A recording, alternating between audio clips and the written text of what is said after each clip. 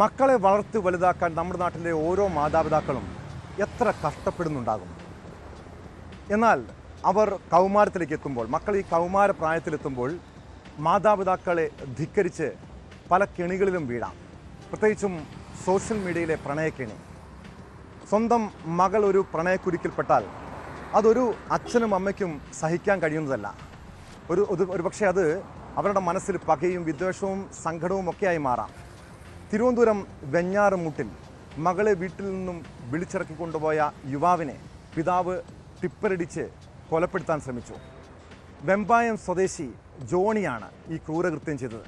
കേസിൽ പ്രതിയെ police arrest ചെയ്തു.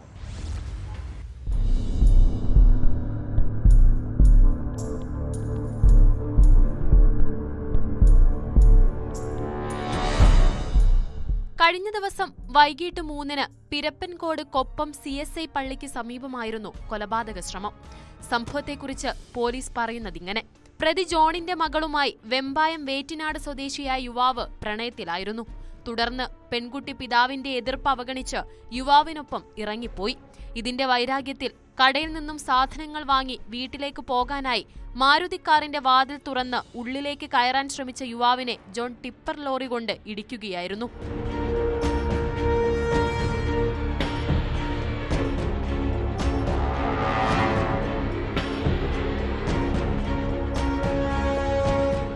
ഇടിയുടെ ആഘാതത്തിൽ ഗുരുതരമായി പരുക്കേറ്റ യുവാവിനെ ഉടൻ തന്നെ നാട്ടുകാർ ചേർന്ന് തിരുവനന്തപുരം മെഡിക്കൽ കോളേജ് ആശുപത്രിയിൽ പ്രവേശിപ്പിച്ചു.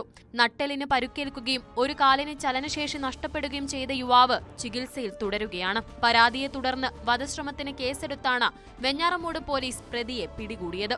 കോടതിയിൽ ഹാജരാക്കിയ പ്രതിയെ റിമാൻഡ് ചെയ്തു.